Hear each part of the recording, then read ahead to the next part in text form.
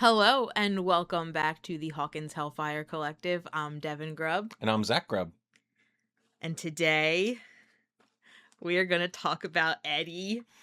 It's the day that you have been waiting for since we started the podcast. No, since we started these deep dives. Yes. Last week's episode I was looking forward to, and I was really looking forward to this week's episode. There's one more that I'm looking forward to, but I'm not going to tell you when that is. I mean, we're looking forward to a few of these episodes. There's a few, actually. Come yeah. on. But, I mean, if you've listened to us The at cast. all, since we started this, before we went on our extended hiatus, you know how much we like Eddie here. Or I should say, we know how much I like Eddie. We stan Eddie. We do. We stan Eddie. I like him a normal amount. Yeah, I mean, I would argue that it's like when you like somebody, it's normal to get, obscenely expensive handmade dolls of them. That's completely normal. Hey, it's huge. It's quite large. You're not helping your case here, hon. But like, think of the time that artist put in to make that. Absolutely, like, it's absolutely worth. And that's the $65. It is art. It is absolutely art. It's art of Eddie Munson that lives in our bedroom. It does. If you follow our Instagram, a couple weeks ago, I posted my shrine, as Zach lovingly calls it, because what it is. There are other Stranger Things characters in it, and more have been added recently. However, 95 no, that's being generous. 98% of it is Eddie. It is. I'm not gonna lie, I'm a little upset that we only got half of the Teenage Mutant Ninja Turtles Stranger Things crossover figures. We couldn't find the other ones though. We did. We didn't buy them because they were expensive, but I kind of wish we got Lucas and Elle. Yeah, because we have Hopper and Dustin. See, we have other merch besides. Well, yeah, you keep Hopper and Dustin, and I kept Michelangelo and Raphael. Yeah, it's fine. It's normal. I'm normal. Just to say, Eddie would have loved the Turtles Stranger Things crossover. Eddie would have loved that comic book. There's a lot of things Eddie would have loved. I was just gonna say there's a lot of things Eddie would have loved. Now let's talk about the man. We should talk about him. He's introduced reading an article about the Satanic Panic out loud. Yes. And I cannot think of a better way to introduce this character to the show. Such a great intro. Like, even the background music that's playing, it's an actual song. I don't know what the song is. Oh, fake fan. Sure. But it's just like, it's such a, because before we meet him, we've only heard about him from Dustin, Lucas, and Mike, and they talk about him like he's terrifying. Like, so you don't, because I remember the first time we watched it, we were just like, who is this asshole that they're talking about? And then you meet him, and he's like, oh, he kind of is an asshole, but he's intriguing. You immediately want his approval. Yeah. Like, I was like, he just, the minute he starts talking, you're just like, oh, okay, all right, what's this dude about? What's this guy's deal? What's his deal? And then you find out he's a 20-year-old high school senior. He just wants to flip off Principal Higgins, flip him the bird, and run like hell. Oh, God, okay. And 86 is going to be his year. Stop it. Oh, my God. These are my notes. You want I should talk about him without my notes? I said, let's just eat the whole damn cafeteria, I guess, because Joseph Quinn just, like, he was chewing the scenery. Chewing the scene.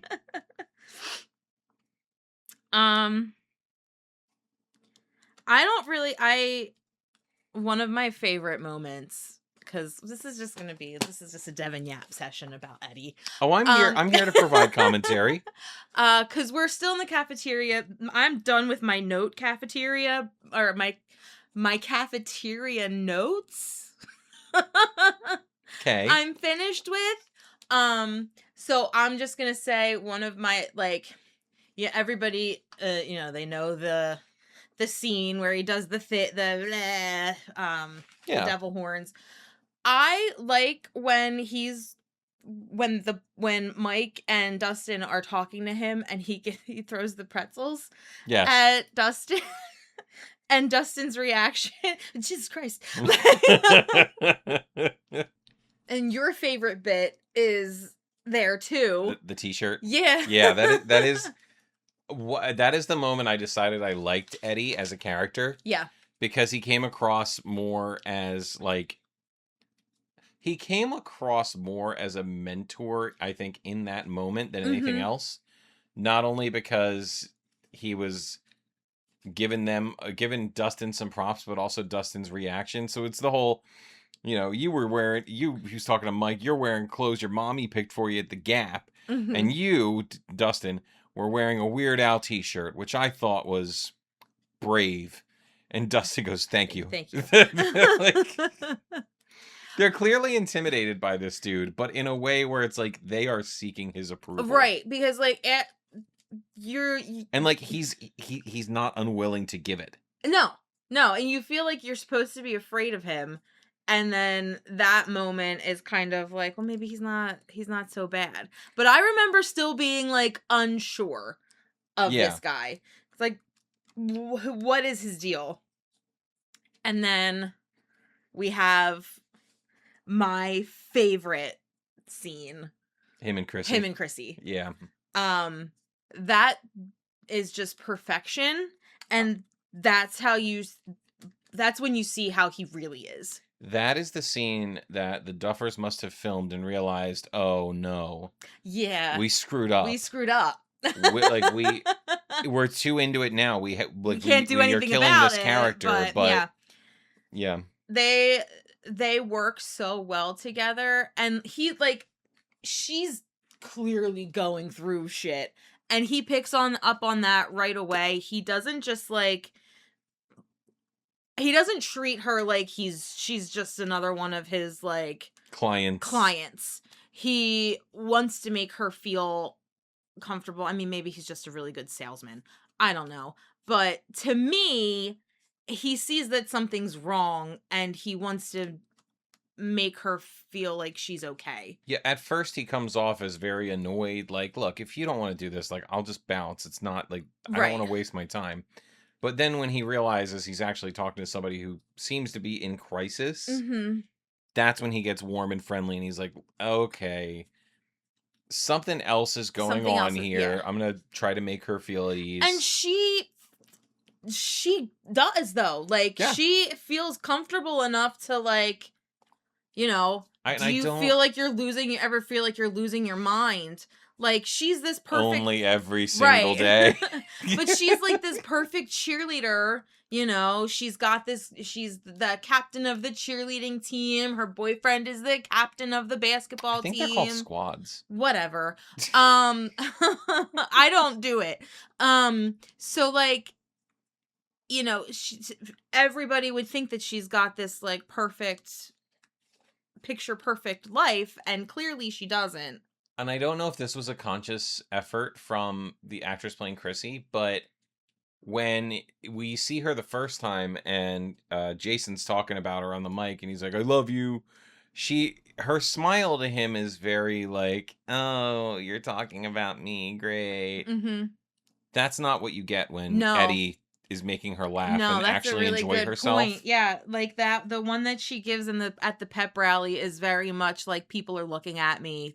I have to maintain my, know. With Eddie, we get probably the only genuine moment of joy from Chrissy that we get to see because that we see ever. Yeah, because she's so deep down the Vecna rabbit hole at that point. Yeah.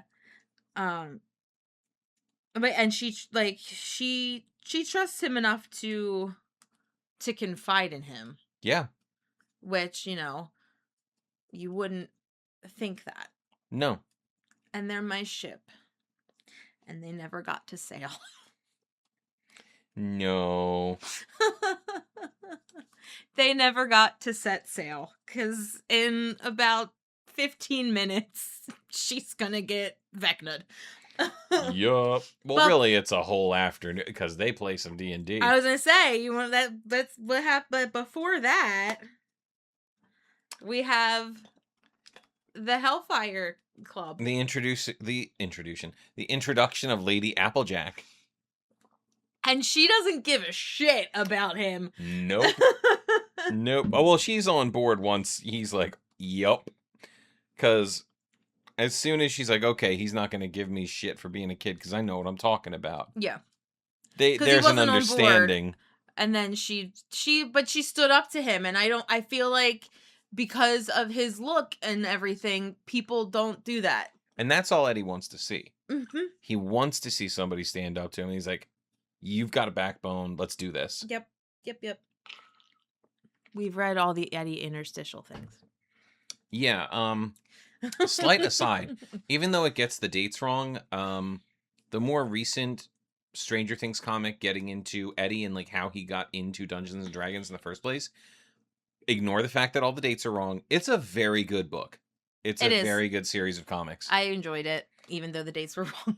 Yeah, it does a really good job of fleshing out Eddie's character and how he got to be who he is in the show. Mm-hmm. I know you read the actual book. I read Flight of Icarus. Yeah, that also does that, but I feel like as someone who didn't read... It does it differently. Yeah.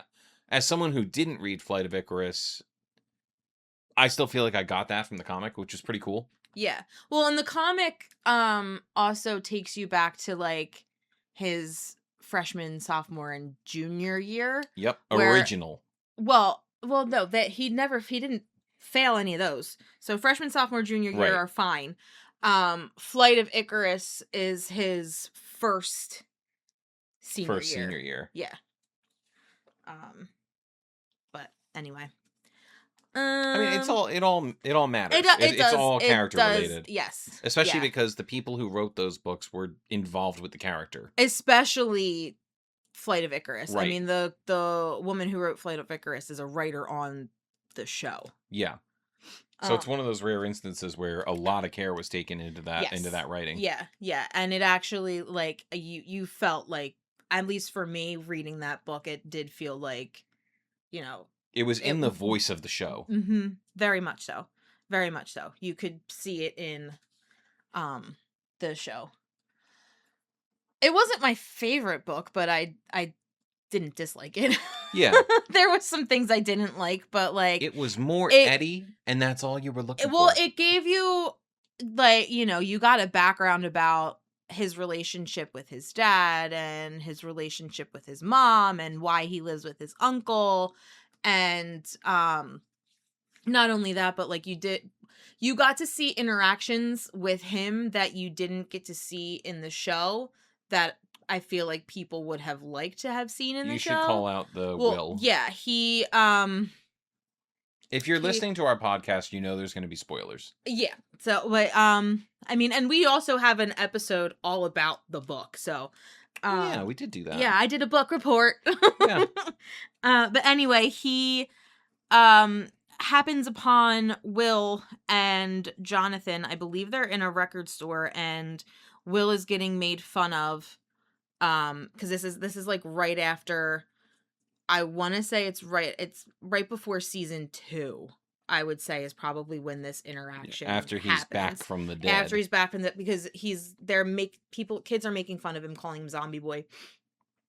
And Eddie stands up for him and then tells Will that he thinks that he's like, you know, it's a kind of a pretty cool nickname. Yeah. And like that's all of the interaction, but like that was enough. It was. Did they get to play D&D together like I would have loved them to have done? No, but at least they knew of each other. Yeah. And then he also has an interaction with Hopper because there's a whole thing with his dad, and he gets arrested, and Hopper talks to him while he's in the cell. Um, I read it 2 years ago. Is that when it came out? Has it really been that long? I want to say so. So I don't fully remember what their conversation was, but I feel like it was something along the lines of like he doesn't have to be like his dad kind of thing. Yeah. Because he strives to not be like his dad because his dad is a shit person. And that sounds natural coming from Hopper, who had issues with his father. Yeah. Things that would have been different if Hopper wasn't in Russia in season 4. Yeah, probably, yes. If Hopper was running the police still, I don't think they even would have looked at Eddie, honestly. No. He would have known something was up from the very beginning. Right away. And we wouldn't have had to deal with any of this. Nope. But anyway, I digress. D&D night. Yes. He really shows off what a great storyteller he is with their entire encounter with Vecna. He tells them right out of the gate when they realize how deep of a pile of shit they're in. There is no shame in running away. He wants them to fight, but he gives them the out. Mm-hmm. And that's something you do as a dungeon master. Your job is not to force an encounter. Your job is to tell the story around your players and how they want to deal with things. Yeah. And he clearly crafted this entire scenario for them to fight Vecna. But he still offers, if you don't want to do this, I will move the story in a different direction. Mm-hmm. Which is very cool. He's also incredibly proud of Erica. Well, she rolls a nat 20. Yep. She goes to bat, and they take down the campaign, and he could not be happier. Which is great. Again, it's a mark of his character. He's not the kind of person who's looking to torture his players. He wants them to enjoy the game and to make a memory together. Well, that's what he says after after that happens. He said that's why we play. That's why we play. Mm-hmm. Yeah, he's absolutely right. That's why you play the game. So, you want to talk about what happens next? Chrissy, wake up! Okay. I hate it. That was a trend that I hated. Just saying. But Chrissy wants something stronger than just pot. Weed. So, Eddie's her friend now. And he's got some good stuff. So they go back to his trailer after his game, after her game, for some stronger stuff. But she gets got. She gets Vecna'd. And Eddie runs like hell. Runs. And Max sees it all. And at first, she's like... I feel like she says... that he looks scared. Well, she says he looks scared, but no, I feel like she's like, oh, we can't rule him out. She knows he didn't do it, but I feel like she says that because I don't want it to be the alternative. Yeah, and she hopes it was Eddie, because the alternative is not what she what any of them want to have to deal with. Yeah. But while that is all happening, the cops are also questioning the basketball team. And this is when they're bad at their jobs because they question Jason, and what do? They name drop Eddie. So what is he gonna think? The freak killed my girlfriend, which creates more problems. Let's just be terrible at interrogating people and bring up names that shouldn't be brought up because they're people of interest and not actually accused of anything yet. Yeah. Let's make the problems worse. Which that's what they do. We talked all about that in their episode. I never want to stop talking about it. I know. They're just really bad at their jobs. They're so bad at their jobs. So bad at their jobs. So, this leads to our core group looking for Eddie, finding out he's probably at Reefer Rick's, finding Reefer Rick's. And when they find Eddie, Guy is in flight or fight mode. He's ready to kill Steve with a beer bottle. in his defense, Steve was hitting him with an oar. Yes, absolutely. Nobody's saying he's in the wrong here. I mean, I don't think I don't think the broken beer bottle to the throat was gonna do. I mean, it was just an oar. He wasn't gonna kill him. But anyway, I think you're underestimating how much damage you can do with an oar. Okay, Dustin.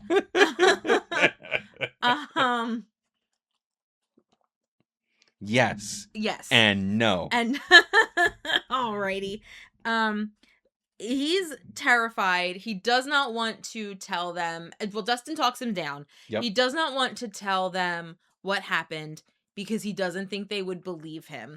And he sounds terrified when he says, "You won't believe me." So terrified when he says that. And then Max is honestly the one who gets him to speak. By all she has to say, she just says, "Try us." Yeah. Like, just looks him dead in the face. Try us. Because we've seen some shit. Yeah. And another point in showing you just what kind of person Eddie is. He just saw a girl be murdered by supernatural forces. Yeah. And did the completely natural thing in that situation and run like hell. And he is deeply ashamed of himself for doing so. Yeah. Because he felt hopeless. Or helpless. There is no shame. Nobody could have done anything. Running away from what that was. Right. And nobody would have been able to do anything about it. It was just what was going to happen was going to happen. But yeah, because of the kind of person that he is, because he they had a small amount of time together and he did develop some kind of relationship with her. And he cared. Because he genuinely, he has his own weird way of showing it, but he cares about the people in his life. Yep. So, like, to see that, and yeah, like you say, it's like he's ashamed of running, but he's also ashamed that he didn't do anything, but he couldn't have done anything. Right. I think the next time they visit him is bad news first, always. Yep. Well, because that's when they find the basketball people find Reefer Rick, right? His house. And yes. That's when he runs away again. And he sees the supernatural crap again. No. This is before. When he runs away from Reefer Rick's? Mm-hmm. No, wait, yeah, but... Because he runs away, and then they come to him, and they bring him in this is the first food delivery. So that's before he runs away from Reefer Rick's. He's still at Reefer Rick's. Yeah. Yes. Why do I have he runs away? Not sure. Know.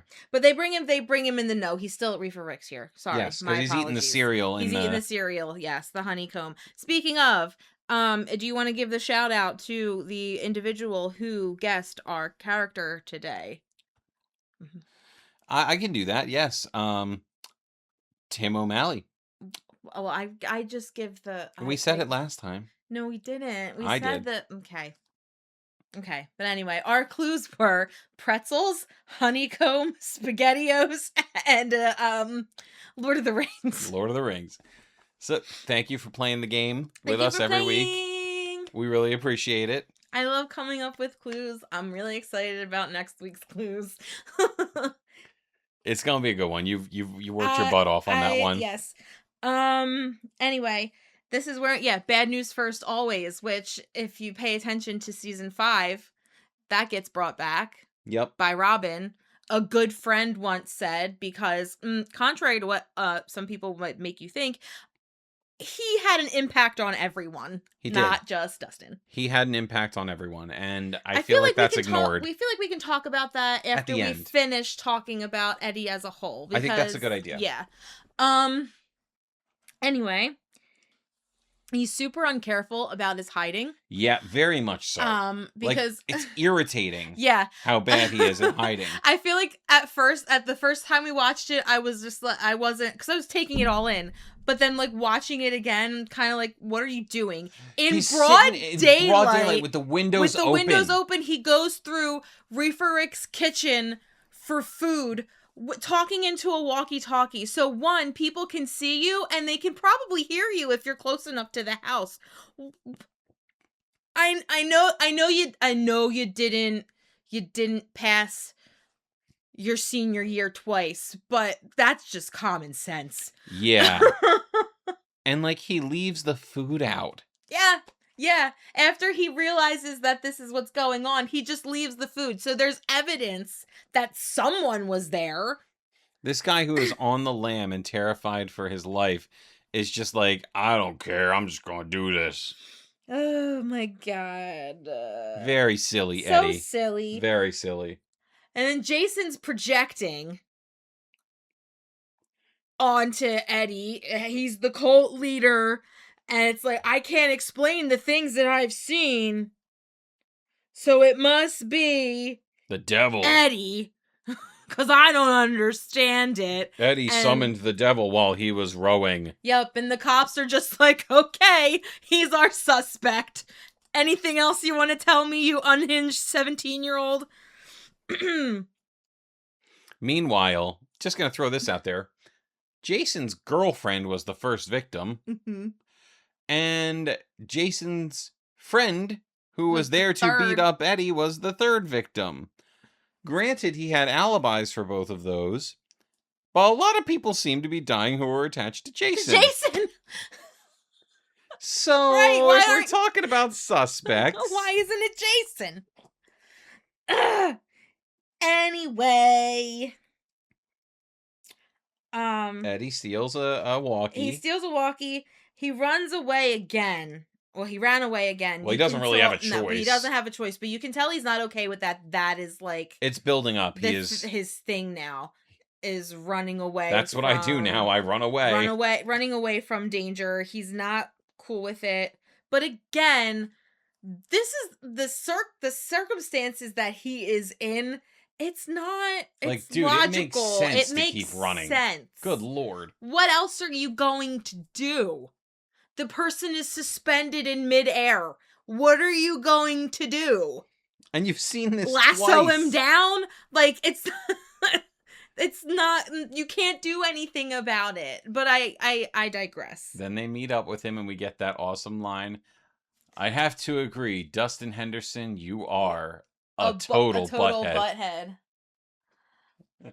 Oh, we have to touch on the Steve and Eddie relationship too. At some point, because I like their little banters. We will. I think once we get to the Upside Down, I think. He's willing to go to the Upside Down when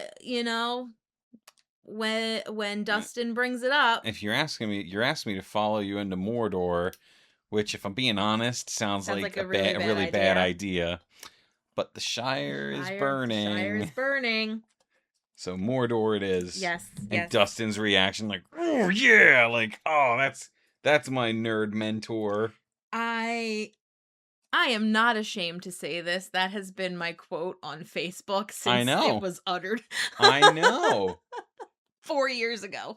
It makes sense. It's a great ass line. It is fantastic. It is. That is one of my favorite lines from season 4. But that's the first sign of him going towards the danger instead of running away from it. In retrospect, a terrible decision, really. It's, well, for all of them. Yeah. But he's not, that's like his first like, I'm not going to run away anymore. I actually wrote the same thing. It's the first time he walks toward danger. He goes towards it instead of away from it. Yeah. He jumps in after the girls, just because, otherwise I'm going to be left alone on the boat. This is crazy. This is crazy. This is crazy. And he jumps in the freaking water. Something that he keeps Robin safe during the bat attack. With the earthquakes. No, the battle. With the earthquakes. I know, but they have a battle. They do have a battle. They all go in because they all got to help Steve.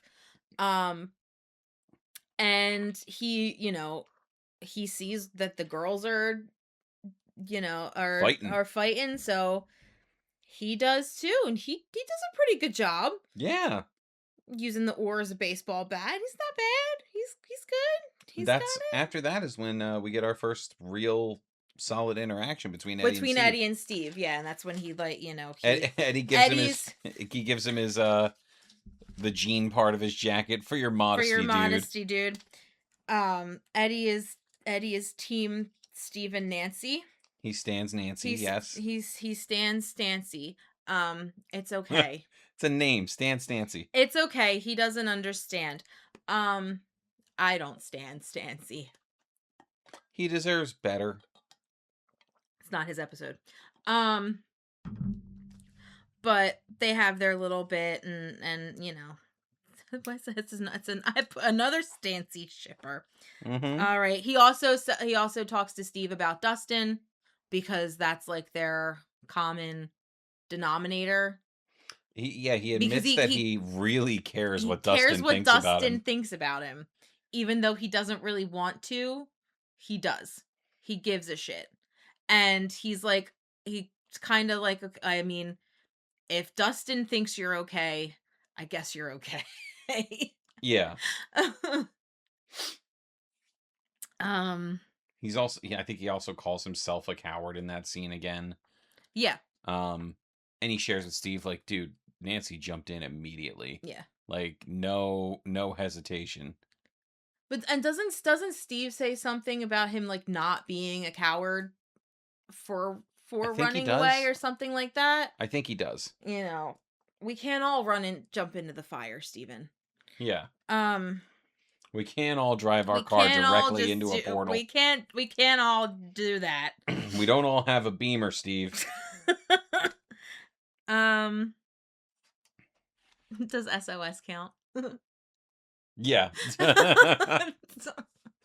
No, it doesn't. I didn't really take any notes on Eddie again until like later on. Well, I mean, I have them I just wrote home invasion, robbery, and Grand Theft Auto all in one because he hotwires the Winnebago. Steve's gonna drive it, aren't you, big boy? No, Harrington's got her. Harrington's got her. Don't you, big boy? I have a problem. Sorry, guys. Maybe that is where Robin got her penchant in season 5 for dirty jokes about Steve. It's possible. Maybe it came from Eddie. It's possible. Eddie haunts a lot of the narrative of season 5, so it's quite possible. And he's headbanging the whole way. Yep. I don't even think there's music playing, but he's just like whatever's playing in that little ADHD brain of his, he's just going off. I don't have anything else until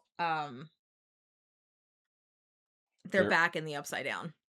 Oh, I have their whole scene where they're getting ready to go back, where he's like, "There will be no more running for Eddie the Banished." The battle stuff. I didn't write anything down. Where he wrestles with Dustin, which don't never change. Never change Dustin Henderson.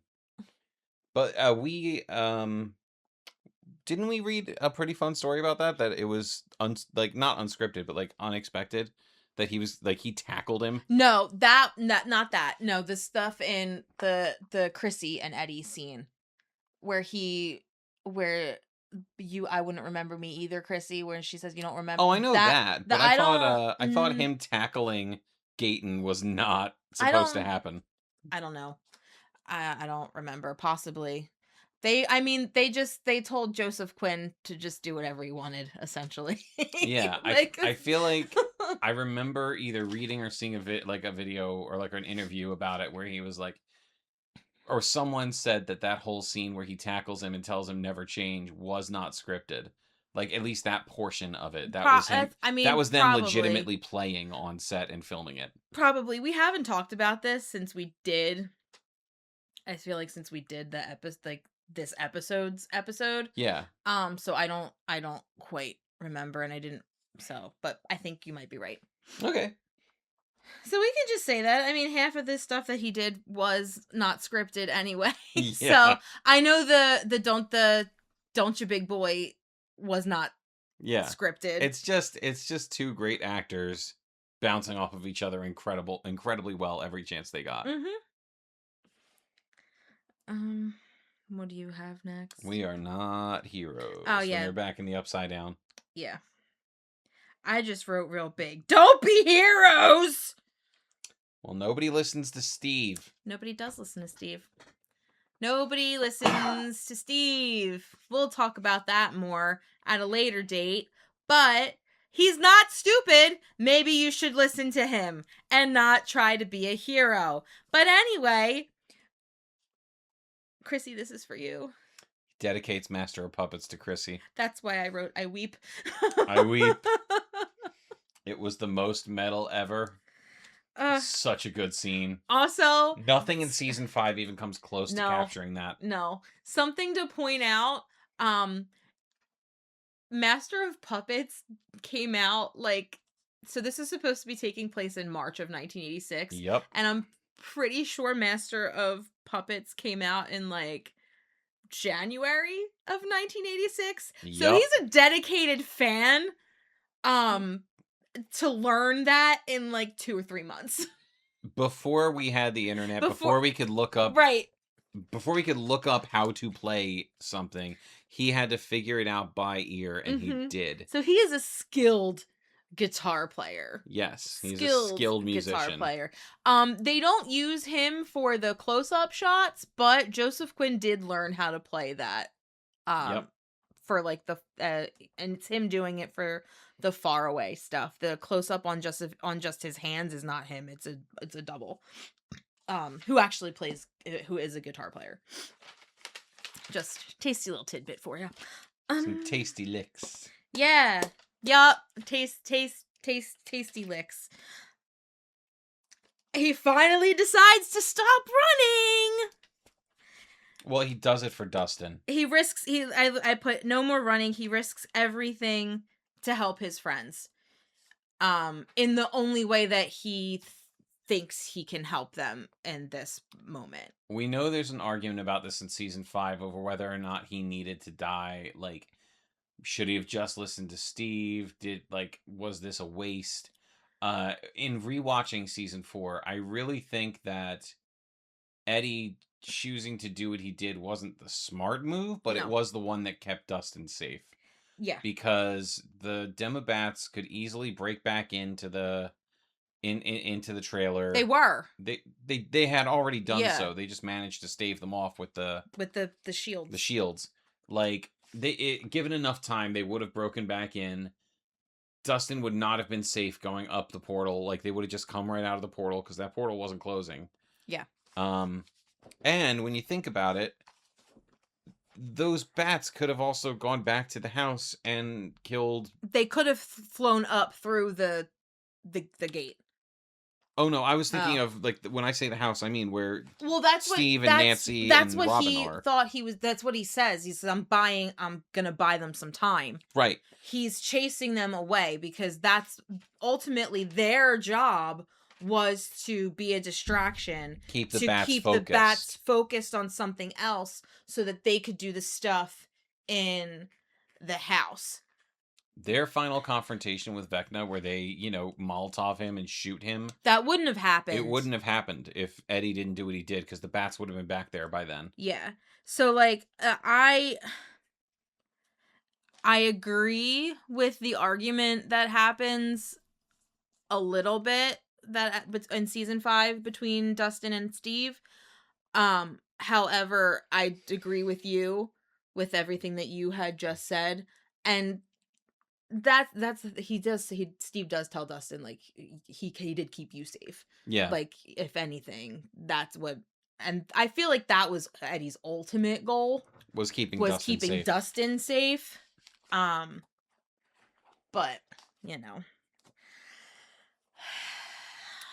And we get that last scene with Dustin and Eddie.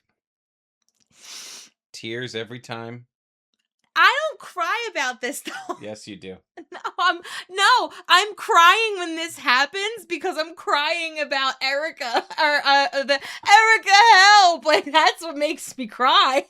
Yes, but also I've watched your face during this scene. You are not well. I'm not well. He's one of my favorites. And the things he says. Yeah. The first thing he does is smile at Dustin and say, I didn't run away. Right. I didn't run away this time. Like, Jesus Christ. And then, like, he knows he's not coming back. And he's like, oh, you're gonna look after those sheepies for Look me. after the sheep for me. What the fuck? I love you, man. That was not scripted. That I know. Yeah. It's just heartbreaking. So, and I wrote this down, and you're gonna like, after I say it. Eddie's last thought before he dies is of other kids who need a safe space. And doing the only thing he can to make sure they get that, which is to ask Dustin to give them that. He was their safe space. Even if he threw pretzels at them. And now I'm gonna go off. Yes, because we've been through the story. Got there in 40 minutes. Let's go. Okay. I'm just gonna sit back. There are things that I Mike's reaction to this would have been nice to see. Yeah. He was his friend. He was sort of emulating his look. He was his a mentor. little bit. Like, he was his safe space. Yep. They got to school, like he said, it's what, I feel is it said in season 5, like, I don't know, but like they got to high school and they didn't have anybody. Yeah. They had Eddie. I think it was said in season 4. Yeah, like, okay, yeah. Dustin says it to Max. Yeah. Lucas had his sports people. Mike and Dustin didn't have anyone, and Eddie kind of took them under his wing. Mm-hmm. Again, okay, so that's just Mike, but then there's a bit with Robin. When the earthquakes are happening in the Upside Down, Eddie is protecting her. Like, she quotes him in season 5. Steve and Eddie have a relationship because of Dustin, essentially, and his death impacts Steve as well. It weighs on him. And like, I feel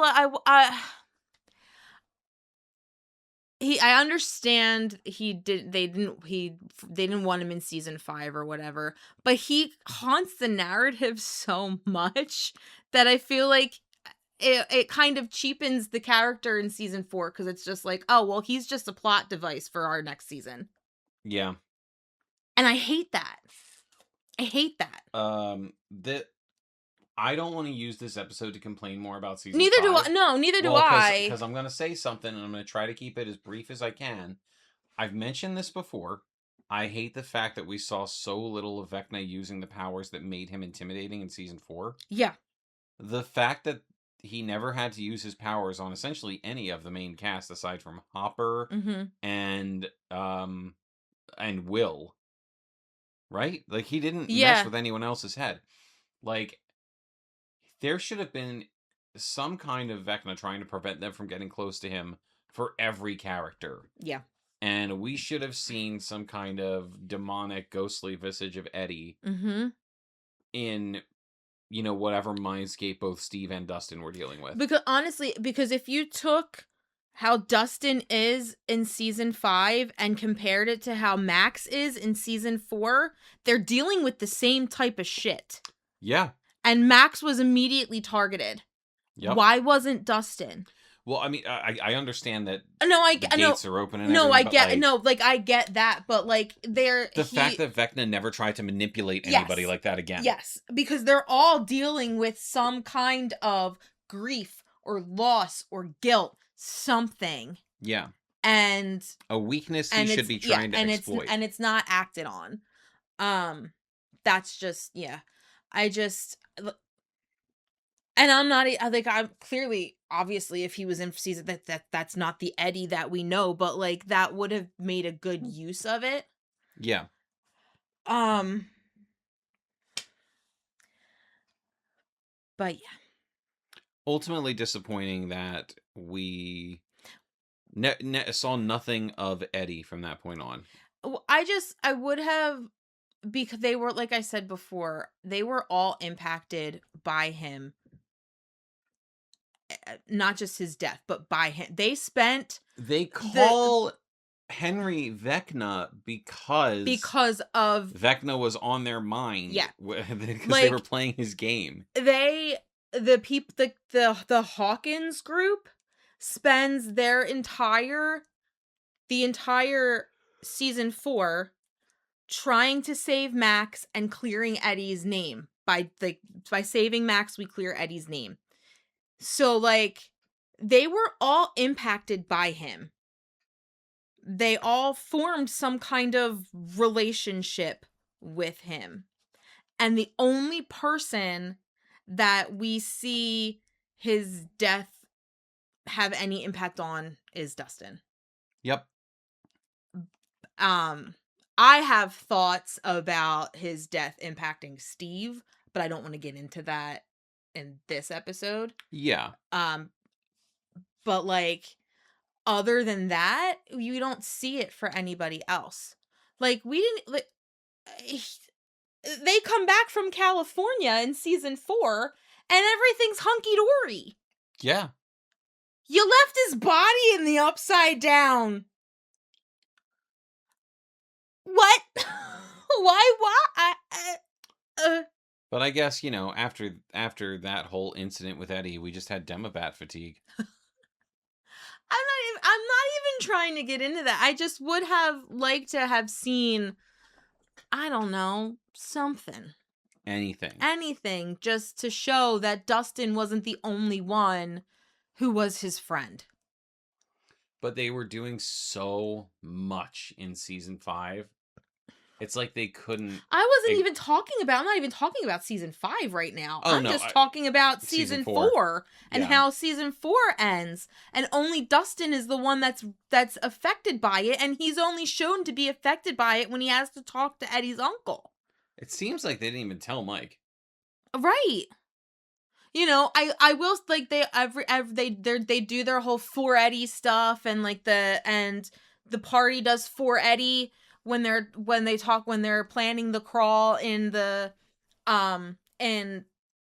woods outside of the school, which happens to be the same picnic bench table that Eddie and Chrissy were sitting at.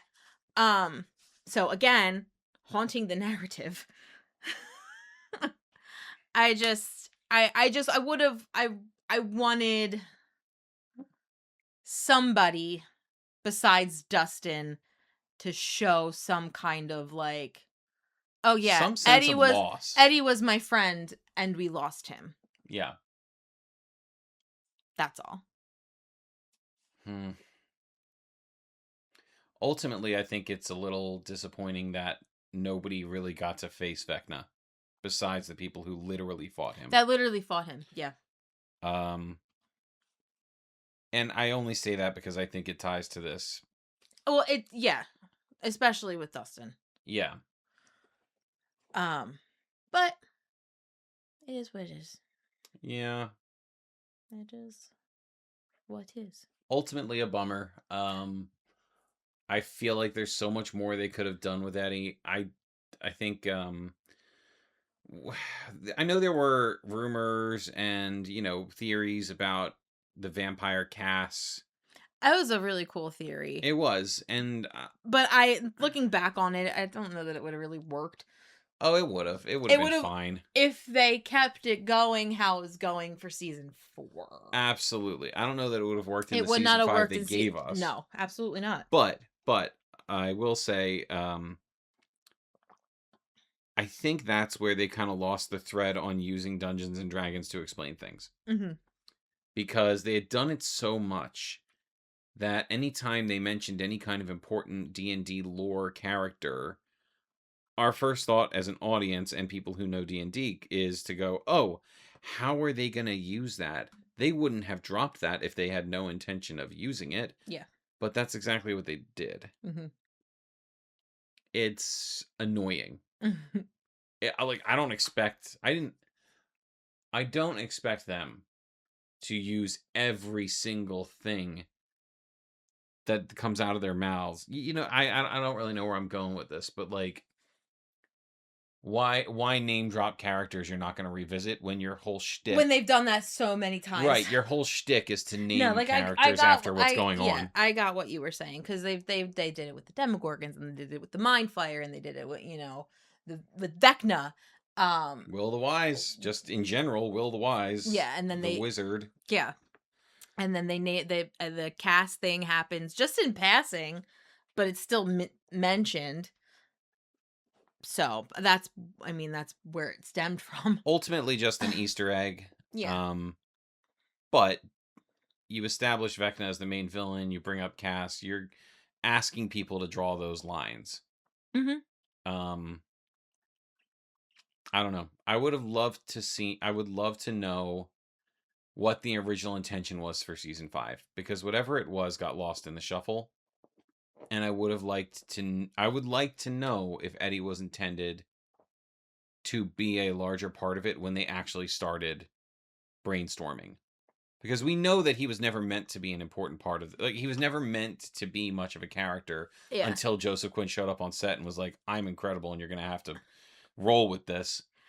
I mean, if anything, it kickstarted his career. For real. Like, he had done stuff before Eddie, but Eddie was like the breakout role for him, and now he's part of the MCU, so like so Sadie Sink. Right. But like, I mean, he was in The Quiet Place, the prequel. Yep. He was in the Gladiator movie. He's Johnny Storm. He's gonna be playing George Harrison, which, by the way, that's my favorite Beatle. So I'm very excited about that. I'm not even sure how to wrap up this episode. Because I was taking a sip. You're good. I feel like originally there was more for Eddie, and it's just a gut feeling. I've talked about it before. I'm of the opinion that the season 5 that we got is not where they started writing at the end of season 4. Mm-hmm. I think a lot of their ideas were scrapped during the writer's strike. I think they went back to the drawing board so many times that they created something incomprehensibly different from the rest of the show. Yeah. And I just wish I knew what got left on the cutting room floor. Or maybe I don't want to know, because maybe it would make me more upset. Yeah, honestly, I feel like that's where I'm at. I've accepted it. So I don't want to know. I don't want to know what was left on the cutting room floor. I don't want to know, what was wiped off of the dry erase board. Man, now I want to go listen to Fleetwood Mac. But I don't know. I don't know what I was gonna say.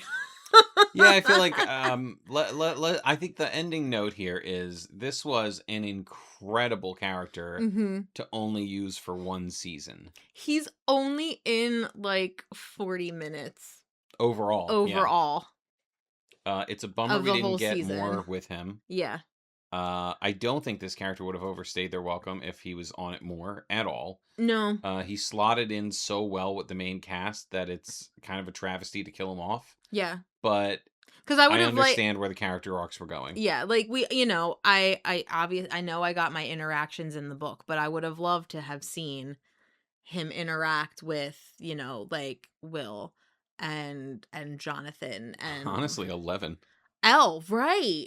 Right. Like I feel like that would have been really cool because he's only ever heard of her. Not even by her name, just but she's, she's got superpowers. Like he's a big nerd. He would have been if he would have been face to face with like a comic book character. Like that would have been. You know what he would have said? Bitchin'. He would have liked her season 2 outfit. Yeah. He'd been all about it. He'd been like, that's a cool kid. No, they couldn't bring him back because they had to bring back Callie. We're not... Sorry. We were trying to I rap. We'll wrap it up. I want to put it out there because despite the fact that I have all of the Eddie stuff, he's not my favorite character. No. Dustin, he's my third favorite character. Dustin, Steve, Eddie. I just love Eddie. I know. You know why? But you know why? You know what got me there first before like the season even took off? What? He reminded me of Robert Downey Jr. Like young Robert Downey Jr. Weird Science Robert Downey Jr. Yep. And I was like, okay, that's where I'm at. Just, more stuff for us to bring up in therapy, that's all. I love you. Whatever. I love you too. But yeah, I think I don't have anything else to say. Same. So. I don't think we could understate how much we like this character. No. And it would have been great to have something else, I guess. We have Hellfire shirts. We do. You have 2 Hellfire shirts. Hun, the podcast is named after. Right. Clearly, we are fans. We are carrying on Eddie's legacy through the Hawkins Hellfire Collective. Yes, sir. Yes, we are. So, on that note, signing off from the Hawkins Hellfire Collective. I'm Zach Grubb. I'm Devin Grubb. Dusty Buns gets it done.